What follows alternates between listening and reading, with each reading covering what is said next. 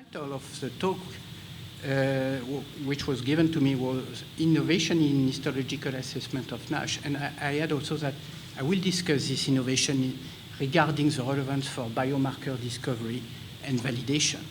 So this is my conflict of interest. So histological and liver biopsy in NASH is central because, as you know, NASH is defined by histology. So if you want to see if there is a NASH, then you have to go to look to the liver. It's a gold standard for biomarker discovery and validation, but we all know and we all agree, including pathologists, that it is a very imperfect gold standard. It's a primary endpoint in clinical trial, but it's only the surrogate clinical and primary endpoint. There are caveats and limits of liver biopsy that Brent already pointed out, but I'd like just to point out that there are some which are relative limits and some which are absolute. Sampling error has been already emphasized by Brent, but I have to just make a little bit of accuracy, precision about that. NAFLD and NASH is completely different, for example, from viral hepatitis, because viral hepatitis is a disease that can affect any part of the liver, while NAFLD is a very well-organized disease. So each zone 3 of the liver, each area around the central vein will show the disease. So because this is a much more organized disease, then sampling error is probably not a big issue regarding NAFLD, especially if you get a biopsy of enough length. Observer variation is not also a big issue if you address to experienced liver pathologists and if they use very well-defined criteria. There are several studies that have shown that histological features such as fibrosis or even ballooning are very reproducible from one to another. So for me, it's not the major issue. The absolute issue and the absolute limitation, of course, it is an invasive method. There are adverse events, there is cost.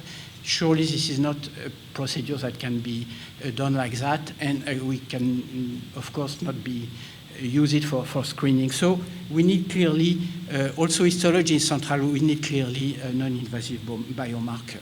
So during my talk, I will focus on a change in paradigm, how we went from a dichotomous approach, classification of the disease, to a multidimensional continuous scaling system. I will talk about fibrosis scoring because it's a major issue in evaluation histology. And I will also discuss how the advance in technologies can be relevant for biomarker discovery. So let's start from, I would say, the basal histopathology. So it has been already pointed out by Brent that non-alcoholic fatty liver disease, a whole group of disease, can be defined. This is a linguistic issue again. In two groups, those which are mainly steatosis without inflammation, etc. This is also so-called non-alcoholic fatty liver, and those with inflammatory lesion such as steatohepatitis or NASH. So this approach is based on history because long time ago, the pathologist from the Mayo Clinic published a paper proposing a new entity which was so-called non-alcoholic steatohepatitis, and which was characterized by a feature of alcoholic hepatitis in patients which did not drink. So this was an entity. And of course, this is important, and it has been already mentioned by the previous speaker, to point out, to pick up those patients with steatohepatitis, because it is supposed that steatohepatitis is the main driver of fibrosis. It's probably true, but we don't know if this is the only one. And it might be that some of the patients may develop fibrosis without major lesion of steatohepatitis. So we have to pick them, but we have to think also that there may be something else than NASH as a driver of the disease. So the definition of the disease is quite clear. There are some probably difference between pathologists, but thanks to the work of the NASH adherents to pathologists like Elizabeth Brent and David Kleiner, which is in the room, there is now, I would say, a common description of what is a NASH. You have here a typical aspect of a NASH. You can see there is the main lesion. There is steatosis here, fat droplets, but there are also what is called hepatocyte ballooning, these clear cells without fat, but with round limitation. You have that also here. This is the second feature. Third one is inflammation, you can see here.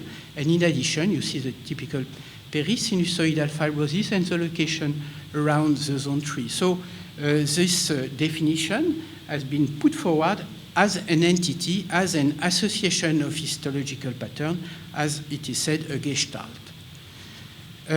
We have a little bit difference in evaluation of the disease, because when you put a biopsy under the microscope, then you can probably more easily describe 3 different types of lesions. One is steatosis, and this is the marker of the disease. The other one is the activity. This is a driver to fibrosis. And the third one is fibrosis. So we define what we call a SAF. This is independent evaluation of steatosis, activity, and fibrosis into a condensed formula.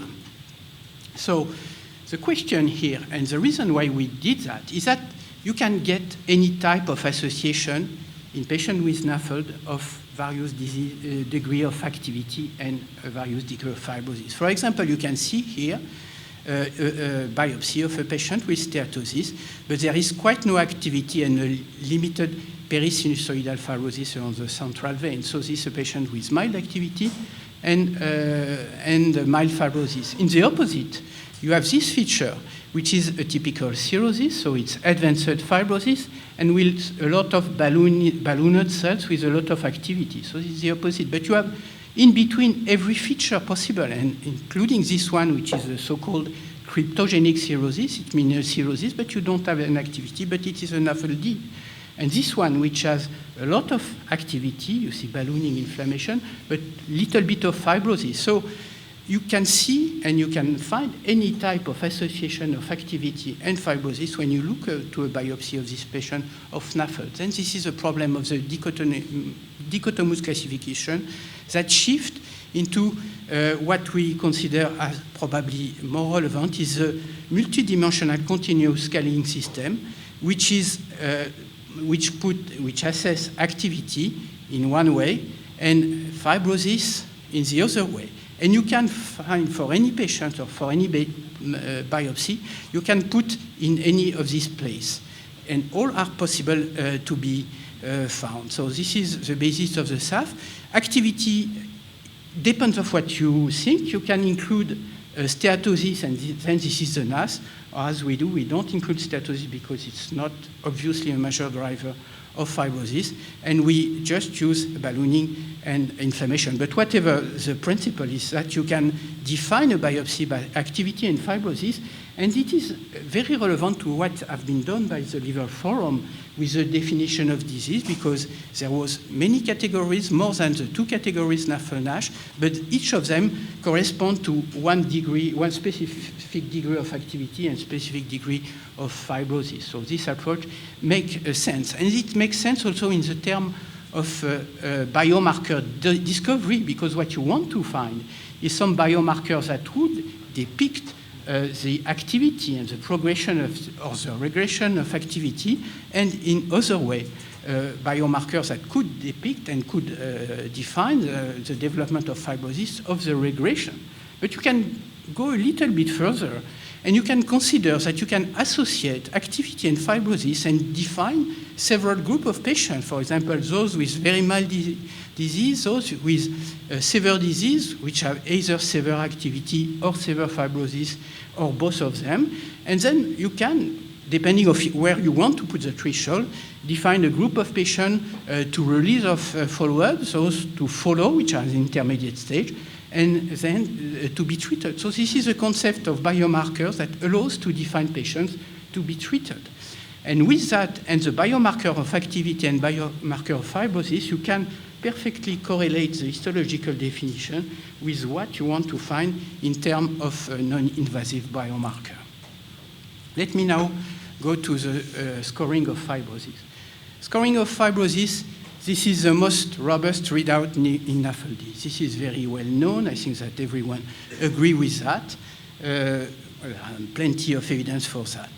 we use for years and quite exclusively the Nash-Seren's fibrosis score. This is a score that assesses fibrosis from 0, normal liver, to 4, which is cirrhosis. This is most widely used, and it's used in all the clinical trials. It has been shown by the Nash-Seren that it is a highly reproducible scoring system, and it is clinically meaningful because many studies have shown that it is a prognostic factor which is most important in the evaluation of the prognostic of the disease. So this is clearly a very good tool for assessing fibrosis, but there is we can probably do better.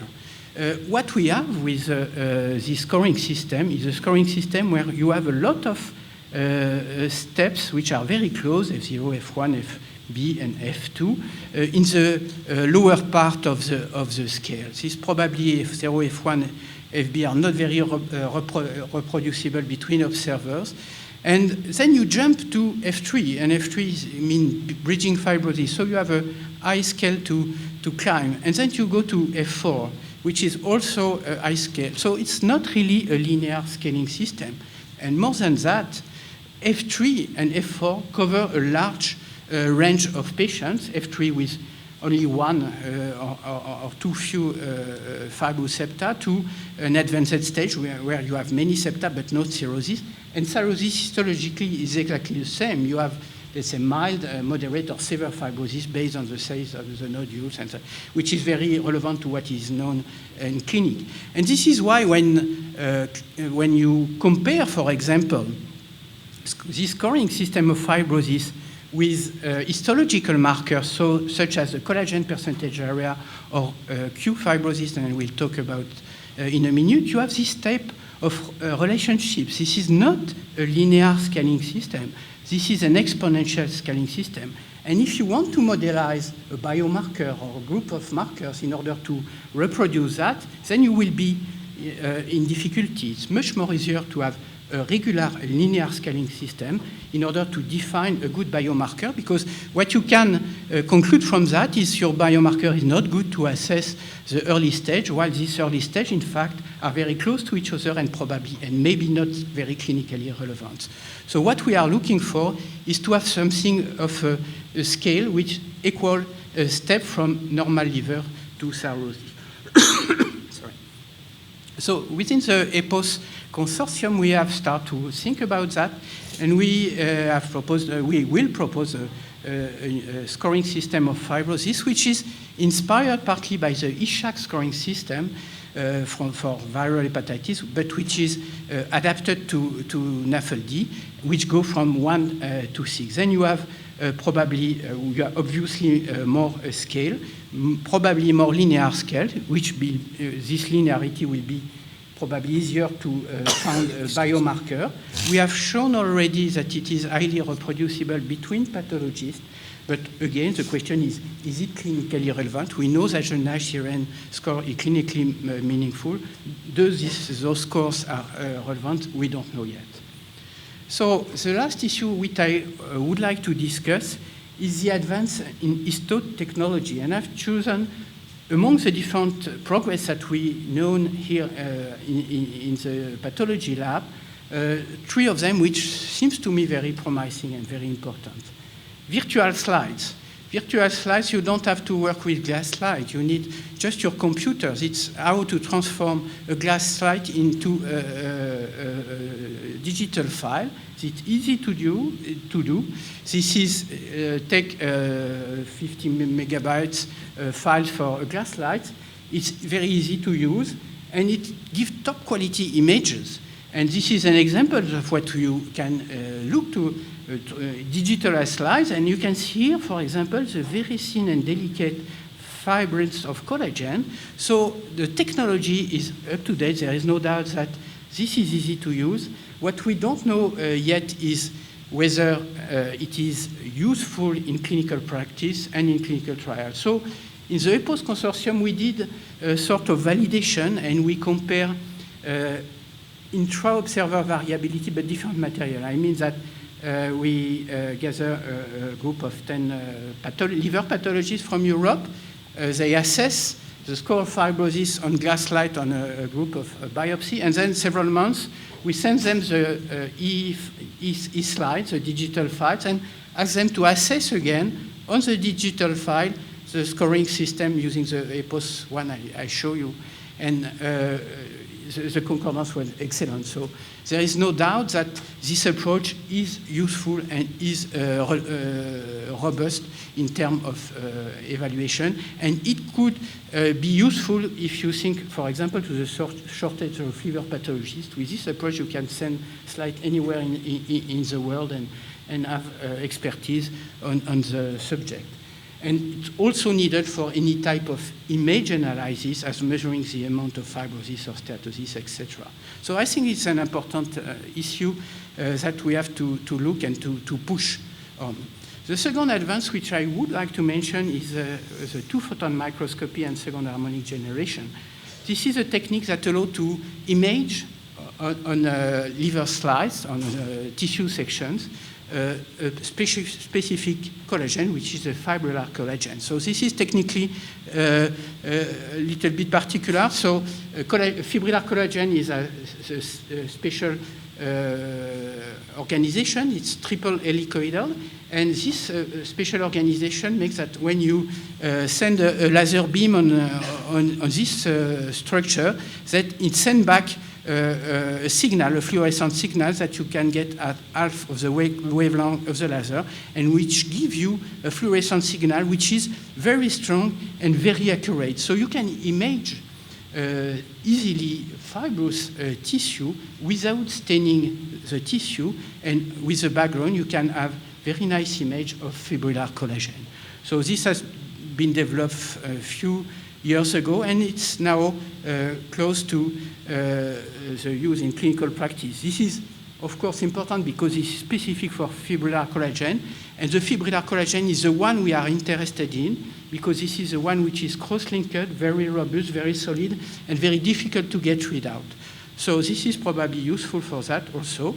You can assess not only the amount of collagen, but many different parameters, such as the fiber shape, the length, their width, their orientation, etc. You don't need to make any staining. You can work on formalin-fixed paraffin-embedded tissue or frozen tissue. It's highly quantitative and highly reproducible.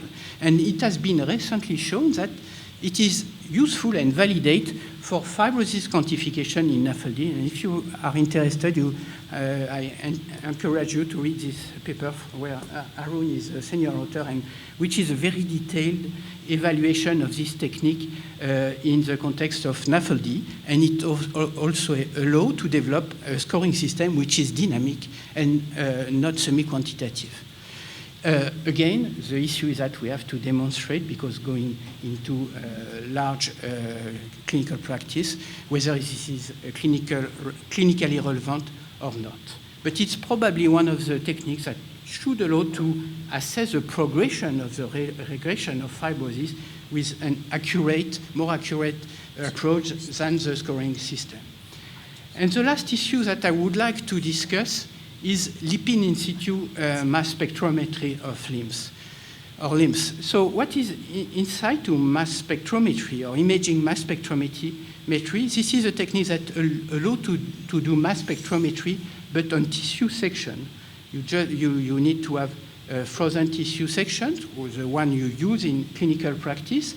And if you couple this with mass spectrometry, then you can have an image of the distribution of the analyte you are looking for on top of the histological image. And it is very important because the distribution of the lesion in NAFLD, what I said before, is very heterogeneous in terms of zonation of the lipids. You can see here the portal tract here, the central vein and the central vein. And the lesions that you are looking for are not all around the liver. They are specifically located in the zone 3 around the central vein. So if you take the tissue, if you grind the tissue, and if you do proteomic or lipidomic with this approach, then you will have a mix of the markers which are located to the area which are not altered, and some and the other which are altered. So you probably need to have you will have an accurate approach if you can target your research in the area where the lesions are.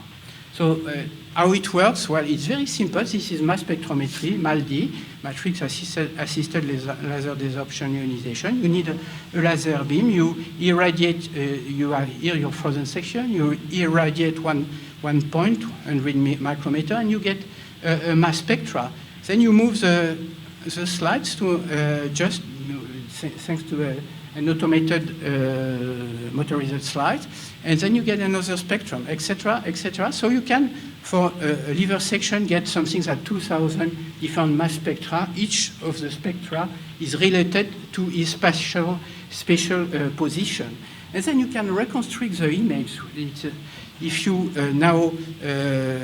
what you can do for each of the peak of the mass spectra, do a two-dimensional ion intensity map, heat map, for each of the spectra. You don't know a priori what is the analyte, but you can do, for example, the distribution of these peaks or these peaks, and you can have many of that.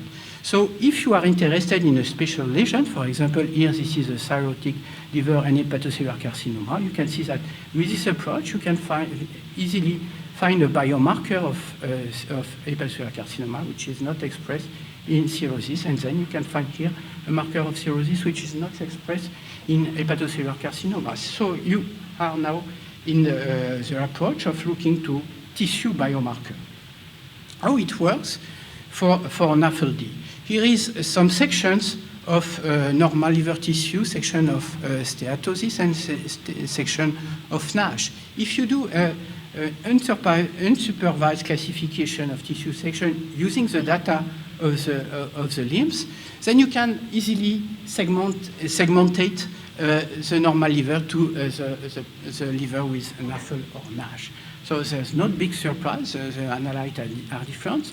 When you get that, you can also have a peak list, and you can also look to the distribution of each on the peak on the tissue section, because you have retained the histological image, and what you see, for example, one of the peak which was the most accurate is not expressed. This is a heat map. This is no marker. This is very hot. So this analyte, which is a lipid, is expressed in the liver with steatosis and NASH, and not in normal liver. So how does it work when you want to look for biomarker of NASH versus steatosis? If you do like that, it does not work very well. The reason is because in NASH you have steatosis, so it's a little bit more complicated. So the reason, then I come back to the problem of lipid zonation. This is a typical aspect, and as you can see here, this is the zone 1 with periportal fibrosis, the zone 3 with central steatosis and NASH. What you can see here is there are markers which are specifically located in the periportal area, and there are markers which are located specifically in the central, pericentral area. And what you are interested are in this one. So if you now compare the data of patients with zone 3 steatosis and zone 3 NASH, then you can highly sensitize your biomarker discovery. And when you do that, you get also a peak list. And then, for example, you get a biomarker, tissue biomarker again, which is expressed quite exclusively in the NASH and practically not in the normal liver steatosis. And you can, because you have many analyses you can look for, you can have also some which are very hot in NASH, a little bit less specific, but which are potentially tissue biomarker. So how can you use that for non-invasive biomarker discovery? Well, this is very simple. If you do lipidomic in biological fluid, I think we will discuss that later on. What you do is a fishing expedition. So you will get thousands of fish, which are potential targets, but now you have to find the one which is a good one, which is relevant. So you have to do a lot of data mining. This is very sophisticated. I don't understand anything to that, but some of you, of course, know that very well.